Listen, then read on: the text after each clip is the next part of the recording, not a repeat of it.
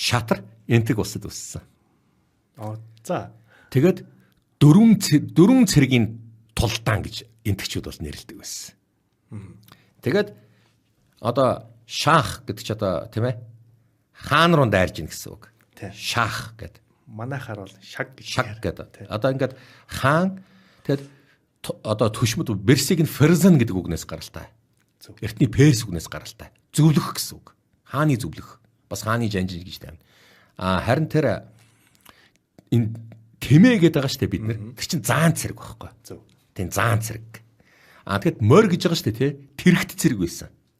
Тэгэд тэргийг биш үү тий. Завд цэрэг. Урд байгаа хүүхдүүдийг явган цэрэг гэж ингэж.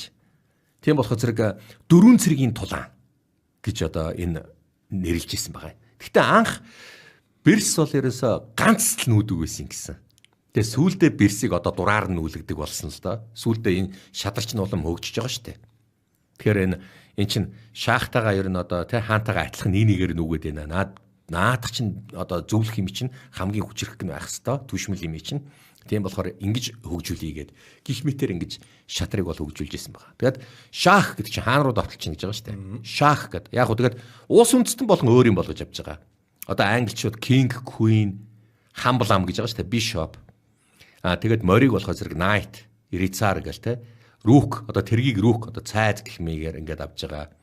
Монголчууд бол яг Монголын ахуйдагаа л нийлүүлээд авчиж байгаа шүү дээ. Ноён Берс.